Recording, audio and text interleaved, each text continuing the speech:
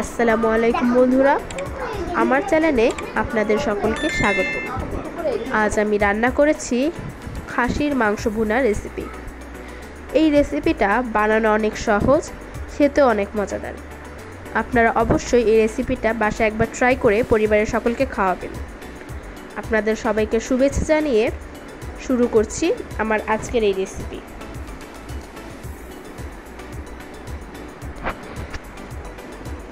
এই রেসিপিটা বানানোর জন্য আমি এখানে প্রথমে 1 কেজি খাসির মাংস নিয়ে নিয়েছি। এরপর একটা পাতিলে সরিষার তেল 1 কাপ দিয়ে দিয়েছি। এর মধ্যে দিয়ে দিলাম 3টা তেজপাতা, 3টা এলাচ, 3 টুকরা দারচিনি, 3টা লবঙ্গ দিয়ে নেড়ে নিলাম। তারপর এর মধ্যে 1 কাপ পেঁয়াজ কুচি দিয়ে দিয়েছি। পেঁয়াজ কুচিটা বেশি ভাজার দরকার নেই।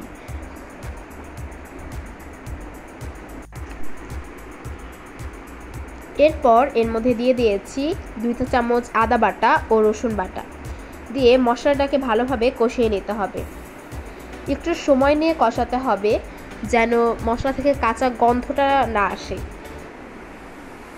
এরপর এর মধ্যে দিয়ে দিচ্ছি 1 চা চামচ হলুদের গুঁড়ো, 1.5 চা চামচ মরিচের গুঁড়ো, 1/2 চা চামচ ধনিয়া গুঁড়ো, 1/2 চা চামচ জিরা গুঁড়ো দিয়ে মশলাটাকে ভালোভাবে কষাতে হবে। মশলা যেন না পড়ে এ কারণে এর মধ্যে দিয়ে দিলাম 1 কাপ পানি দিয়ে মশলাটাকে আবার ভালোভাবে কষাতে হবে। মশলাটা কষানো হয়ে গেলে এর মধ্যে খাসির মাংসগুলো দিয়ে নেড়ে ঢেকে দিতে হবে।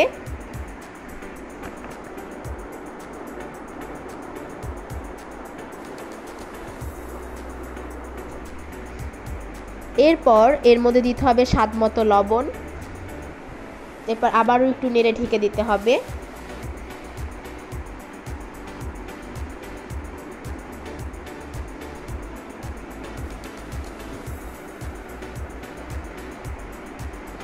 মাংসটা কষানো হয়ে গেলে আমরা একটা প্রেসার কুকারে মাংসগুলো দিয়ে দিয়েছি।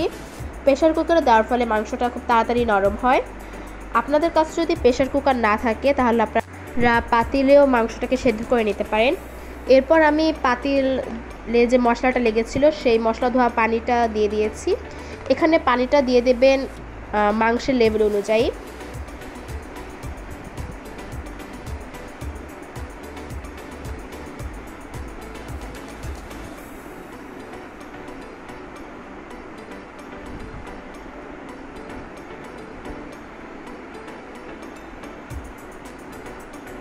এরপর আমি প্রেসার কুকার থেকে মাংসটা আবার একটা পাতিলে নিয়ে নিয়েছি। তারপরে মাংসটা হয়ে গেলে এর উপরে গরম মশলা দিয়ে দেব। গরম মশলা দিয়ে 3 থেকে 4 মিনিট অল্প আঁচে মাংসটাকে জাল দিতে হবে। এরপর মাংসটা হয়ে গেলে নামিয়ে পরিবেশন করলেই হয়ে যাবে আমাদের আজকের রেসিপি খাসির মাংস ভুনা।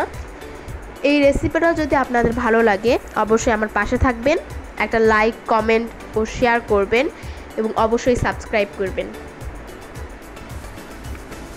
আপনাদের সকলকে ধন্যবাদ।